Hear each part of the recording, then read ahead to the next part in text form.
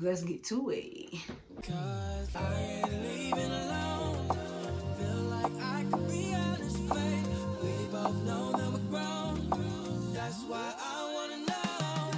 How many drinks would it take you to leave with me? Yeah, you look good and I got money, but I don't wanna waste my time. Hi, welcome to my bubble where we do a little bit of adulting, a little bit of healing, and a little bit of creating. Oof. So I know I'm late. Don't cut my head off. Dodgers, tomatoes, you know? I know I'm late. There was a lot going on. Um, I'm just gonna make up for it and give a double upload today instead. You'll be getting another video later. So I'm not, oh, this month for book club, we read Letters to a Young Poet by Rainer Maria Wilke. Clearly it's a tongue twister. The translation by M.D. Herder Norton. Now, there were a couple of different versions of this on Audible, and I didn't want to get the wrong one because I don't like that. So I just had to force myself to just read it because, again, the purpose of book club is to get back into reading, right? I have a whole month to read the book, and then we'll talk about it. We'll discuss. I'm not going to lie. I'm still not finished. I have like 20 pages left of the chronicle if you have the book. But I feel like I've read enough of it that I can do book club, and I'm still gonna read the other 20 pages. But in general, I'm gonna read the whole book again because of we'll get into it anyway. But so yes, this month we read Letters to a Young Poet very much because of Sister Act 2. It's been on my list ever since I've seen the movie the first time, and that was a while ago. So now I read the book myself. Let's read the blurb. Born in 1875, the great German lyric poet Rainer Maria Rilke published his first collection of poems in 1898 and went on to become renowned for his delicate depiction of the workings of the human heart. Drawn by some sympathetic note in his poems, young people often wrote to Rilke with their problems and hopes. From 1903 to 1908, Rilke wrote a series of remarkable responses to a young would-be poet, on poetry and on surviving as a sensitive observer in a harsh world. Those letters, still a fresh source of inspiration and insight, are accompanied here by a chronicle of Rilke's life that shows what he was experiencing in his own relationship to life and work when he wrote them. M.D. Herder Norton's translations were the first to open Rilke's work to the English-speaking world in accurate, sensitive, modern versions, free from both embroidery and slavish adherence to rhyme. That's very much what the book is about. He was writing, it's his series of letters to a young person who had a dream. Not to say it in a corny way, but like he was seeking advice, seeking mentorship, and these were Rilke's responses. It's a one-sided conversation considering we only have Rilke's letters, so you kind of gotta piece the story together yourself, which makes it somewhat not difficult to read, but you gotta pay attention. And also, this is the first time in a long time that I've read a book that like adds on to my vocabulary, because it's letters from the early 1900s, so it's very Shakespearean, and you have to know what they're saying. It's very run-on sentence like, and on top of that, not questioning my vocabulary, but like expanding my vocabulary. It was a lot. It's a thin book, but it's a decent read. But it was good though. I enjoyed it. I understand its purpose in Sister Act 2 now, and it did what I thought it would do when I read it. What I expected it to do from reading it. Check. So yeah, that's the generalness of it. So we're sticking to book club etiquette. We have 5 questions. Let's get into these questions. Were there any quotes or passages that stood out to you and why? There were a couple, per usual. Duh. Page 36, letter 6. This is December 1903. They were talking, blah, blah, blah. It's later on the page. Think, dear sir, of the world you carry within you, and call this thinking what you will, whether it be remembering your own childhood or yearning toward your own future. Only be attentive to that which rises up in you and set it above everything you observe about you. What goes on in your innermost being is worthy of your whole love. You must somehow keep working at it and not lose too much time and too much courage in clarifying your attitude toward people. Who tells you that you have one? Who tells you that you have one anyway? I know your profession is hard and full of contradiction of yourself, and I foresaw your complaint and knew that it would come. Now that it has come, I cannot comfort you. I can only advise you to consider whether all professions are not like that, full of demands, full of enmity against the individual, like tension, animosity,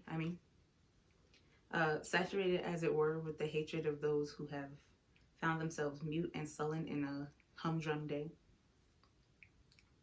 Blah, blah, blah, not blah, blah, blah, but like this one part that's important to me for this. We can just read this little part. Only the individual who is solitary is like a thing placed under profound laws, and when he goes out into the morning, that is just beginning, or looks out into the evening, that is full of happening, and if he feels what is going on there, then all status drops from him and as from a dead man, though he stands in the midst of sheer life. Right? That was one part. The important part from that was just like, who cares what anybody else gotta say? Like, what do you have to say about it, you know? Oof, right? And then the other part on page 38. As the bees bring in the honey, so do we fetch the sweetest out of everything and build him.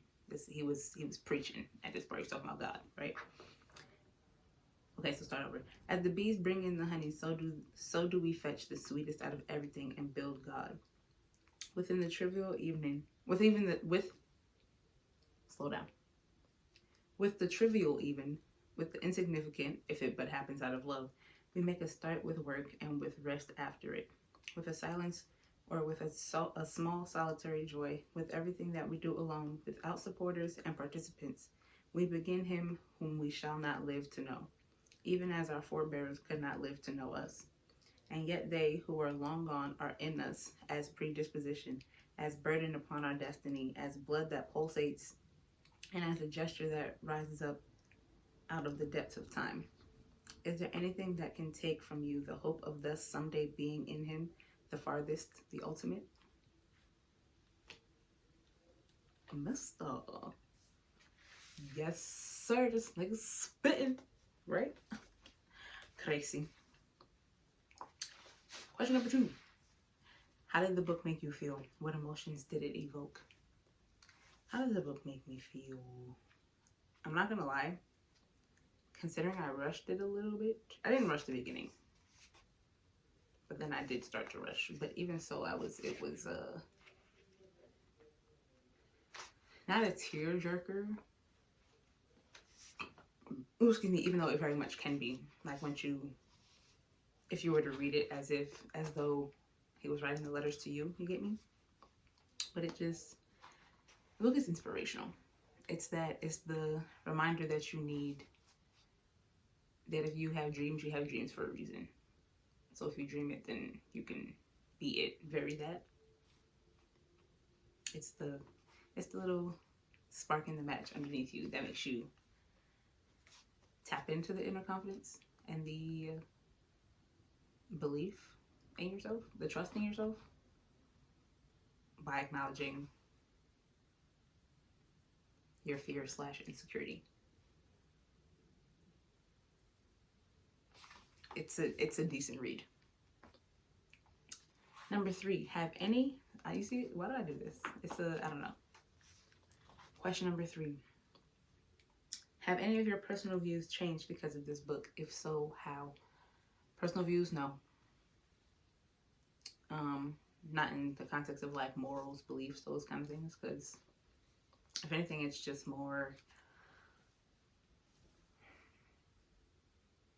like I said, it lit a fire underneath me a little bit, / confirmed in myself what I already believed to be true, if that makes sense. Hopefully. Number 4, what was your favorite chapter and why? Letter number 6 from Rookie is my favorite. Those two little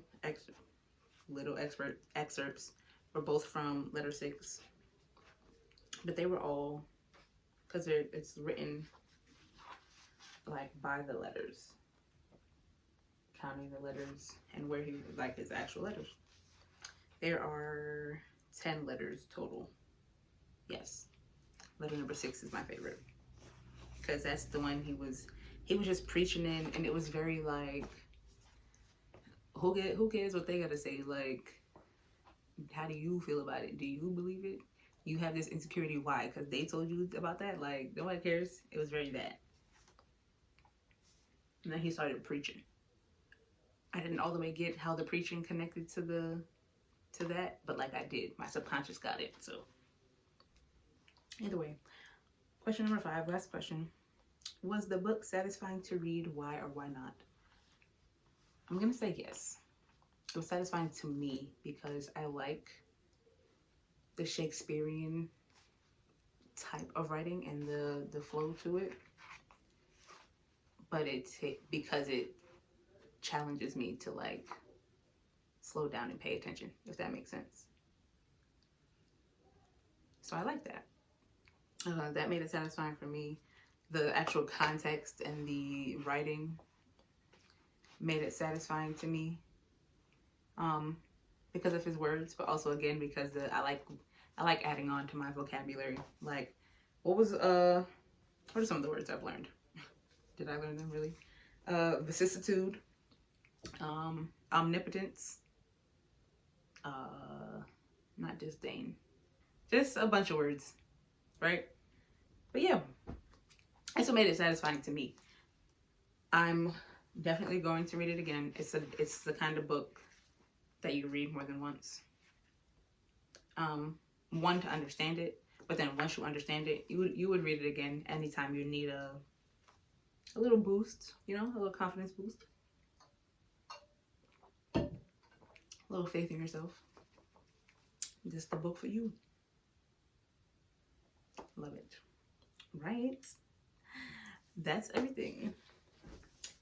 I had to speed through this one a little bit. One, because this has to go up today. Everything has to be done right now. But it's my fault. Totally my fault. But I'm up to, and you're still getting a double upload today. Watch. Anyway, no animosity. We're loving here. So even though again we're behind a little bit, there's no such thing. Time is not real. For April's book month, April's book club, we're going to be reading Lorianne Gibson's Dance Your Own Dance. This book I had started before and I pretty much got halfway through, but I'm going to read it again from the beginning. Now this book, the text is bigger, so it's really not like as much reading, right? But also when I'm reading, I hear it in her voice, so that helps me read books faster. I don't know why. If you know how when you're reading in your head, you hear your voice? That's hard for me. I don't know why that makes it hard for me. But like if I hear it in somebody else's voice, or if I'm listening to like the audible version, I'll fly through it. If you know what that's about, help me out. Put it in the comments. But yeah, this is what we're to be discussing next month. Join my book club, horse. If you made it to the end of the video and you don't know me, hi. My name is Naori. Stick around. You love it here. Duh. Embrace being a star. Subscribe. Join the fam. Yes, follow my socials. Soon come back on Instagram. Soon come. Yeah, that's really it. We're working out here. Uh, Accountability and consistency. Period.